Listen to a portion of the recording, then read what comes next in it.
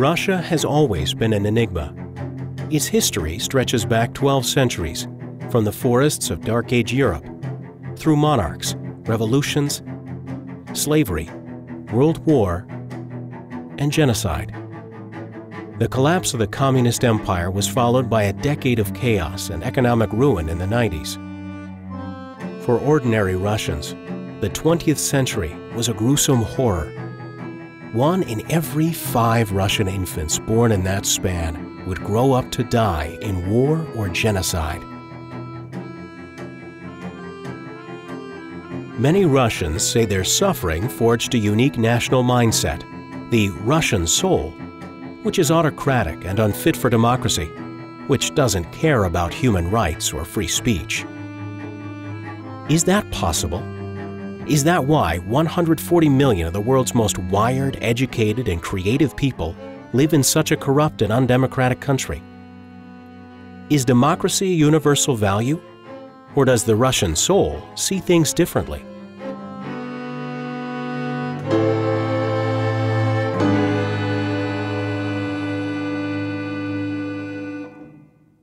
There is this very popular joke right now in Russia.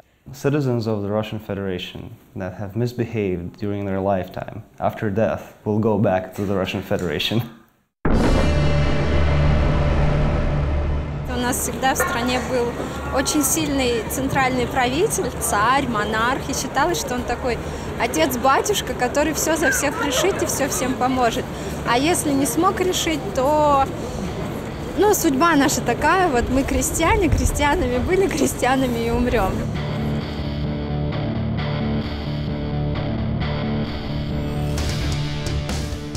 Joseph Stalin, Russia's dictator in the 1930s and 40s, killed more than 10 million of his own people.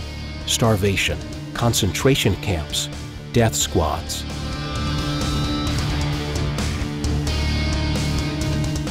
Уже в 1974 году меня официально предупредили в КГБ, что если я буду превращать в людей, то 7 лет лагеря и 5 лет ссылки.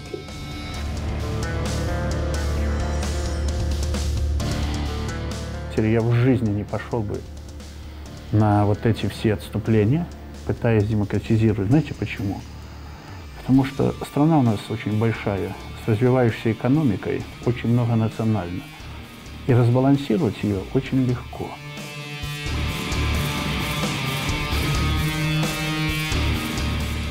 Бессмысленно людей в России спрашивают, что такое демократия. Они просто не знают, что это.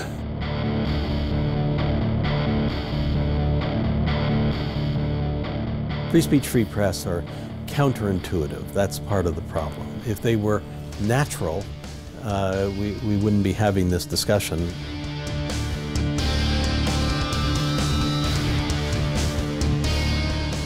The Russians historically have felt more secure if they had a strong leader who maintained discipline.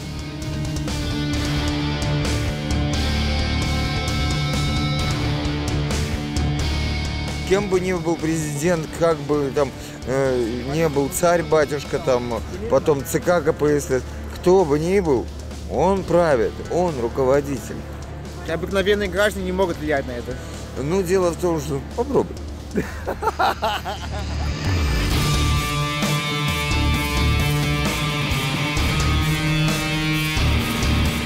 Ждали после этой смены власти какой-то хорошей жизни. Именно ждали. То есть они не хотели сами сделать страну лучше, богаче, развивать ее. Они просто ждали, что сейчас станет лучше.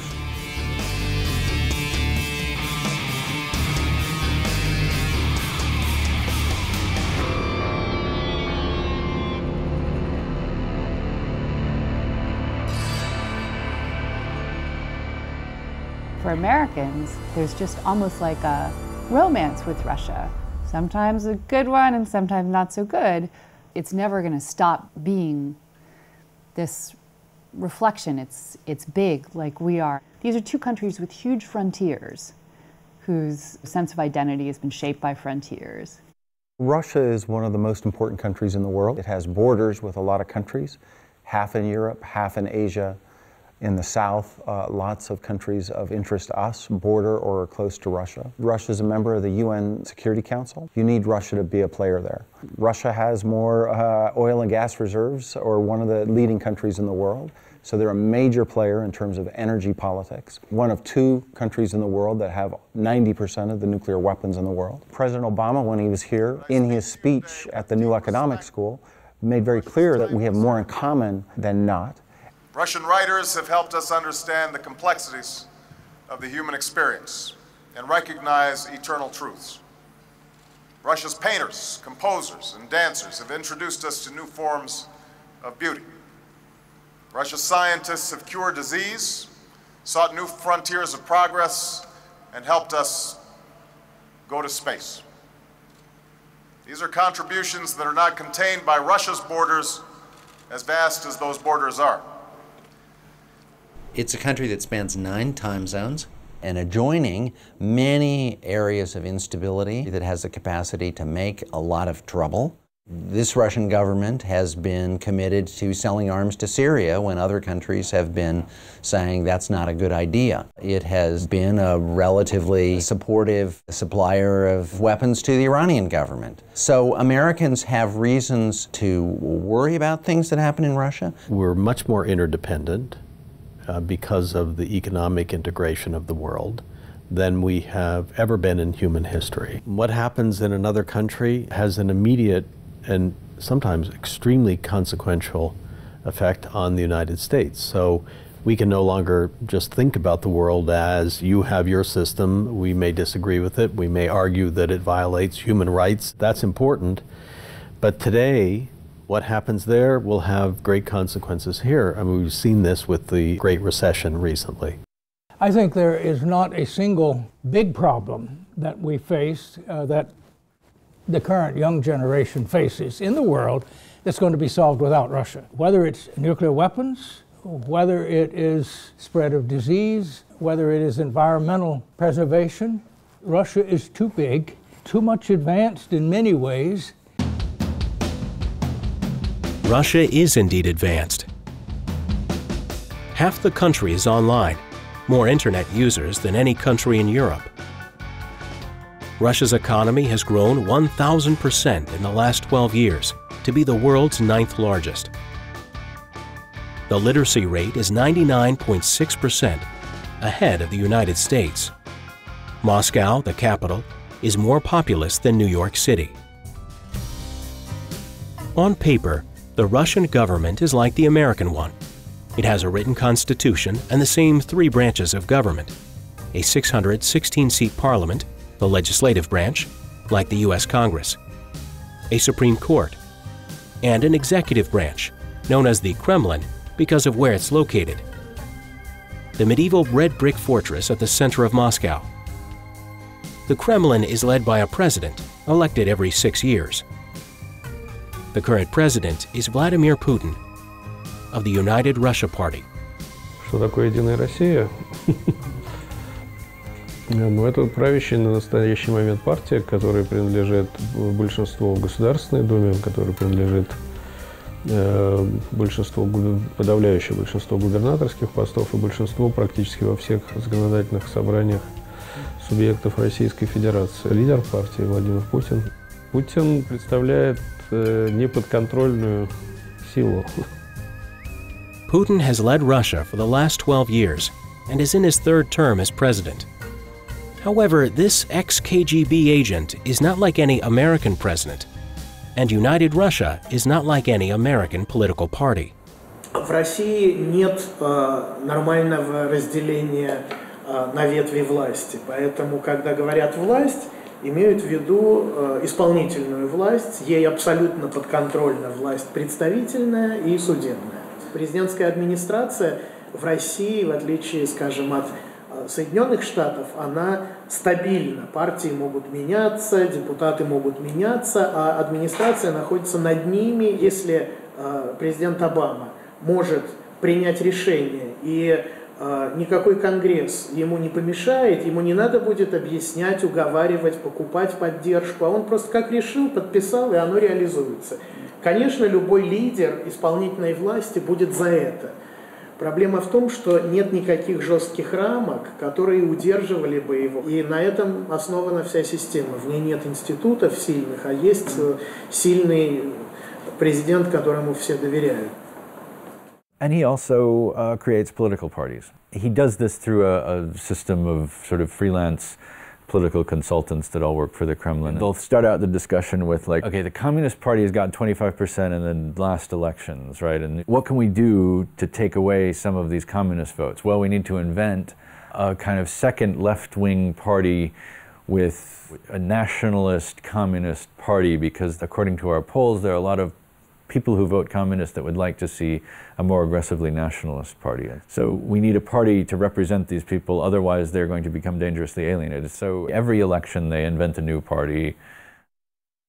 The Kremlin currently allows 3 token opposition parties into parliament, but they have no actual power. Я не знаю ни одного примера, чтобы парламент отклонил законопроект или не поддержал законопроект, который был внесен Путиным. Любые его самые глупые, самые коррупционные, самые безумные решения парламент поддерживает без всякого обсуждения. Вот, как сказал один из подвижников Путина Борис Грызлов, который был председателем Государственной Думы, парламент не место для дискуссий. There wasn't any discussion about who would be president either. In 2008, Vladimir Putin was constitutionally limited to 2 consecutive terms as president, so he had himself named prime minister and installed a hand-picked successor, Dmitry Medvedev, as president. 3 years later, they just swapped back. There's this word in Russian called polittechnologia, political technology, which I love this word. It's my favorite word, and it's like top of my list of Russian words that we need in the English language, because it's sort of like you've got the following pieces of equipment: a TV channel and $1 billion and some executive power, and we need to get a system that sort of looks kind of like a Western European political system with free parties and stuff like that, and political debate, but that actually is not a free system where anybody actually ever has any ideas. We just need to pretend this whole thing. So political technology is sort of about putting on a big show of democracy. This is a sophisticated operation in which television managers shape the coverage in a way that would fit the Kremlin's interest. And the Kremlin interest, first and foremost, is that there is a leader in charge who is uncontested and unchallenged, to create an impression of something that has no alternative or somebody that has no alternative. The same message remained. They are in charge, they are unchallenged, uncontested. Russia is not a democracy in the sense that there is no uncertainty on the outcome of the elections. Without real elections, checks and balances, or a free press, the Russian government has trouble fighting corruption and protecting the rights of its citizens. If we elected Washington and told them you're basically in there for life and there's no oversight, and if you get caught stealing, nothing will happen to you, I don't know how many years it would take, but eventually we would get something awful. Russia is much more corrupt than it should be given its level of development. As corrupt as countries which are 4 times, 5 times as poor as Russia. There is corruption which goes from the top, there is corruption which emerges at the bottom, there are competing bribe takers, there are coordinating bribe takers, there is a flow of bribes from the bottom to the very top. One shouldn't underestimate the acceptance of bribes among Russians. Это уже вошло в некоторую норму, что конкуренция присутствует не только из-за знаний, но и за столько, сколько ты можешь заплатить. Ну, например, родным тяжело или какая-то проблема, что они не могут, потому что за больным человеком есть серьезная болезнь, надо ухаживать, платят медсестры. По-моему, это незаконно. Ну, в общем, это, можно сказать, что это нормально. Если вы вызываете скорую помощь, то хорошо бы иметь 500 рублей, чтобы им заплатить сразу же, чтобы они сделали для вас максимум из того, что у них есть. Если вы, не дай бог, попали в больницу, то вы можете там пролежать неделю, и к вам не подойдет ни один врач. Просто потому, что вы не заплатили деньги лечащему врачу. Пьяный за рулем, или разворот в неположенном месте, обгон в неположенном месте. То есть пытаются сотрудники дорожной полиции изъять удостоверение водительское, да, и, соответственно, предлагается за деньги этого не делать. Если у вас есть дети, то, соответственно, вы помогаете деньгами в детском саду, если вы вводите ребенка в детский сад, если он совсем маленький, или потом под разными предлогами на то из вас вытягивают деньги в школе. Есть университеты, где такого нет, но если университет более-менее престижный, то там это, к сожалению, абсолютно распространенная вещь. Отсюда возникает вопрос, какими будут эти юристы, которые получили высшее образование и поступили в университет, заплатив взятку. There's even a price list for bribing your way into bureaucratic jobs. Traffic police inspector, $50,000. Assistant prosecutor, $10,000. В России все построено на том, что надо платить взятки. Если ты приходишь к судье и приносишь какое-то дело, первый вопрос, который он тебе задает, он говорит, какой бюджет. Простое дело, $10 тысяч, сложное дело, $500 тысяч взятка. Вот. Очень сложное дело. $10 миллионов взяток. Весь бизнес в России платит взятки. Абсолютно весь. Малый бизнес, средний бизнес, крупный бизнес. Невозможно заниматься бизнесом в России, не платив взятки. Невозможно. Problem with organized crime in Russia is they're kind of in league with the security services and the police force. And so the police force actually does the organized crime now. Like they've taken over the role of, like there was this case in Moscow, everybody calls it the Moscow gambling affair, where the owner of an illegal casino testified that prosecutors in the Moscow region were shaking him down for 80% of his profits. I mean, they were basically running a protection ring, and that normally he pays organized crime groups, and that's just part of doing business and stuff. But this time he was actually paid the prosecutor's office. Я хотел избраться мэром города, так как сбить меня демократическим путем было бы невозможно, то есть разговор Хинштейна, депутата Госдумы. Хинштейн говорит Маркову, начальнику Следственного комитета, поставить прокурора сюда, представить меня.